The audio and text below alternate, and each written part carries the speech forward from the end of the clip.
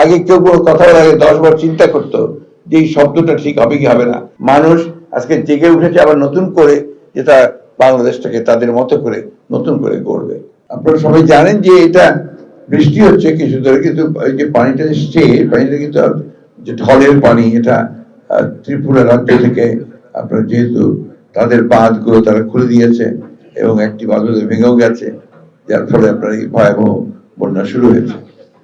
বন্যা হতেই পারে, বৃষ্টিও বেশি হতে পারে, প্রশ্নটা যে জায়গা থেকে যায় সেটা হচ্ছে যে আপনার দায়িত্ব যেটা রয়েছে, সে দায়িত্বটা হচ্ছে যে যেহেতু আমরা ভাটির দেশ, আমাদেরকে আপনার উজানের দেশ, তাদের জানানো প্রয়োজন যে বন্যা হতে পারে, বন্যা আসছে, বন্যার পানি উজান থেকে ঢল আসছে। এই জায়গাতে আপনাকে বড় একটা গ্যাপ তৈরি হয়েছে।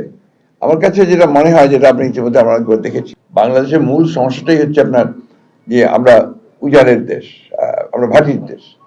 উজান থেকে যে পানিগুলো আসে তার বেশিরভাগই আসে আপনার ভারত থেকে। বারবার কথা বলা হয়েছে, বিভিন্ন সময় বিভিন্ন সরকার এসছেন, এসে কথা বলেছেন যে তারা এই পানির সমস্যার সমাধান করার জন্য, যে বিশেষ করে আপনার যে 54টি অভিন্ন নদী রয়েছে, সেই অভিন্ন নদীগুলোর পানির বন্টনের ব্যাপারে, কিন্তু দুর্ভাগ্যজনকভাবে আজ পর্যন্ত সেটার সমাধান হয়নি। একমাত্র ফারাক্কা আমাদের কিছুটা আপনার আলোচনা হয়েছে, তাও আপনার খুবই আনসার্টেন। 26-এ সামনে 26 আসছে, 2026 সাল আসছে, ওখানে কিন্তু আবার সেটাকে আপনার রিনিউ করতে হবে। সুতরাং এটা এক ধরনের একটা অস্ত্র যারা ব্যবহার করতে পারেন যে কোনো সময়, যেটা দিয়ে বাংলাদেশকে একটু কাবু করে রাখা যায়। প্রত্যেকটি মানুষের আকাঙ্ক্ষা অতীতের সমস্ত যে জঞ্জালগুলো, এই জঞ্জালগুলোকে সাফ করে একটা সত্যিকার অর্থেই একটা গণতান্ত্রিক সমাজ, গণতান্ত্রিক রাষ্ট্র এবং মানুষের অধিকারগুলোকে প্রতিষ্ঠিত করে, আপনার সাম্য, ন্যায়, ন্যায় বিচার, মানবিক মূল্যবোধ, এগুলোকে প্রতিষ্ঠিত করে যেন আমরা একটা বাংলাদেশ গড়ে তুলতে পারি, যেটা 1971 সালের আমাদের মূল চেতনা ছিল আমাদের মুক্তিযুদ্ধে। এবারকার যে বিষয়টা ঘটেছে, এটা একটা আমি মনে করি যে আনপ্রেসিডেন্টেড। ইতিপূর্বে এই ধরনের ঘটনা আমরা একমাত্র 1970 সাল যুদ্ধের সময় কিছু দেখেছি, যে সমগ্র বাংলাদেশের মানুষ এক হয়ে গিয়েছিল, এবং সেই এক হয়েই সমগ্র বাংলাদেশের বিশেষ করে তরুণরা তারা তাদের প্রাণ দিয়ে, ছাত্ররা তাদের প্রাণ দিয়ে কিন্তু এটাতে অগ্রণী ভূমিকা পালন করেছে। আগে কেউ কোনো কথা বলার আগে 10 বার চিন্তা করতো যে এই শব্দটা ঠিক হবে কি হবে না, এর জন্য আবার আমাকে ডিজিটাল সিকিউরিটি অ্যাক্টে পড়তে হবে কিনা, এর জন্য আবার নতুন কোনো আইনে পড়তে হবে কিনা, আমাকে পুলিশ নিয়ে যাবে কিনা, রিমান্ডে যেতে হবে কিনা, এই বিষয়গুলো আপনারা জানেন। তো সেইখান থেকে আমরা বেরিয়ে এসেছি, আমাদের সামনে একটা নতুন সুযোগ সৃষ্টি হয়েছে। সেই জন্য আমি ছাত্রদেরকে আন্তরিকভাবে ধন্যবাদ এবং কৃতজ্ঞতা জানাতে চাই। একটা গণতান্ত্রিক দলের তাদের শুধু সরকারের বিরোধিতা করার কারণে তাদের বিরুদ্ধে মামলা হচ্ছে, সেটার পরিমাণ হচ্ছে প্রায়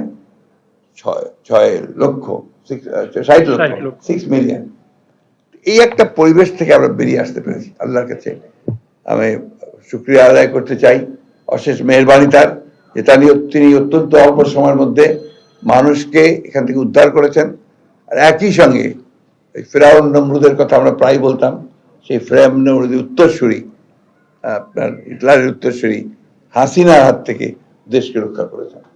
আমার নিজের খুব কষ্ট হয়, আমি তো বয়স্ক মানুষ, আমার খুব কষ্ট হয় যে মুক্তিযুদ্ধে যে ব্যক্তির নাম ছিল সবচেয়ে আগে অগ্রণী, শেখ মুজিবুর রহমান সাহেব, তার কন্যা, যাকে তার দলের লোকেরা এবং দেশের মানুষরা গণতন্ত্রের মানুষ কন্যা বলতো, তার এই পরিণতি।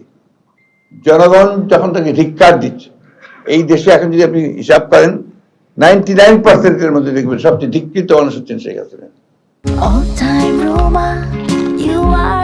All time Roma. Taste it, love it. আর বিএনপির বিরুদ্ধে যে মামলাগুলো হয়েছে বা আপনার বিরোধী দলগুলোর বিরুদ্ধে যে মামলাগুলো হয়েছে, এই মামলাগুলো কিন্তু আপনার এই 100-150 না, 2000-3000 লোকের বিরুদ্ধে মামলা হয়েছে। একটা মামলা কয়েকটা নাম দিয়েছে, তারপরে আপনার 2000, ওটা বাণিজ্যের কারণে, পুলিশের বাণিজ্যের কারণে করেছে। এখন যে মামলাগুলো হচ্ছে, এটা কিছু তার মধ্যে জেদ থাকতে পারে, আমি অস্বীকার করবো না, কিন্তু সেটা আমার দলের লোক করেছে, এটাও তো আপনারা বলছেন যে তার সুনির্দিষ্ট বলতে বলা যায় না, সে বলেই দিয়েছেন আমার দলের যারা নেতৃত্ব আছেন যে তারা আমার দলের লোক না। আর যদি তারা এরকম করে থাকে, এরকম কেউ আপনার নেই যে আমাদের নেতাদের নলেজে নিয়ে আসবেন, দে উইল টেক অ্যাকাউন্ট, ওটার ব্যবস্থা নেবেন। তবে আমি মনে করি না যে আমাদের দলের কেউ এই ধরনের মামলা করছে। শিক্ষা প্রতিষ্ঠানের ব্যাপারটা এটা এটা শোনেন, 1971 সালের স্বাধীনতা যুদ্ধের পরে আমি তখন আপনার যুদ্ধের পরেই আমি আপনার তখন সরকারি কলেজে যোগ দিই শিক্ষক হিসেবে, দিনাজপুর কলেজে যখন কাজ করতাম। তো পরীক্ষা আসলেও সে বললো যে আমরা পরীক্ষা দেবো না, প্রথমেই স্বাধীন হয়ে গেছে দেশ, সুতরাং পরীক্ষা দেবো না। তো ওরা পরীক্ষা দিল না প্রথমটা, তখন অটো গ্রাজুয়েশন একটা দেওয়া হয়েছিল, মনে আছে, অটো পাস, তাই না? ঠিক একইভাবে কিছুদিন পরে আবার বললো যে পরীক্ষা দেবো, কিন্তু আপনারা কেউ পাড়া দিতে পারবেন না, ইনভেস্টিগেশন হবে না। এগুলো আপনার কি সমস্যা তৈরি আছে, এটা নট দ্যাট যে আপনার, এগুলো আমরা কখনোই সমর্থন করি না, এবং আমি মনে করি যে অতি দ্রুত এগুলো সমাধান হয়ে যাবে। অলরেডি যেটা বলছেন যে বাড়ছে, এটা বাড়বে না, কমবে। কারণ ইতিমধ্যেই যারা অভিভাবক বা আপনার সমাজের দায়িত্বশীল মানুষ, তারা এগুলো নিয়ে কথা বলতে শুরু করেছেন। এটা তো একটা সামাজিক আন্দোলন, সেই সামাজিক আন্দোলনের মধ্যে দিয়ে এটা আপনার স্থিমিত হবে, এবং সারা দেশে একটা নতুন উদ্দীপনা সৃষ্টি হয়েছে। মানুষ আজকে জেগে উঠেছে আবার নতুন করে, যেটা বাংলাদেশটাকে তাদের মতো করে নতুন করে গড়বে। আজকে দেখুন এই যে বন্যা হচ্ছে, কত অল্প সময় নোটিসের মধ্যে কিন্তু আমরা সবাই সেই ত্রাণ কার্যে নেমে গেছে, এবং ঢাকাতে ছাত্ররা, রাজনৈতিক দলগুলো, বিভিন্ন প্রতিষ্ঠানগুলো আজকে কিন্তু সেই 1971 সালের মতো যে সৌহার্দ্য, ভ্রাতৃত্ব, সেরকম একটি স্পিরিট নিয়ে তারা কিন্তু নেমে গেছে। এটাই হচ্ছে আপনার জাতীয়তা বোধ, মানুষকে ভালোবাসার, জনগণকে ভালোবাসার যে মহান আপনার গৌরব, সেই গৌরব তারা অর্জন করছে। আমি বলেছি যে আমাদের এই সুযোগ আমরা নষ্ট করতে চাই না।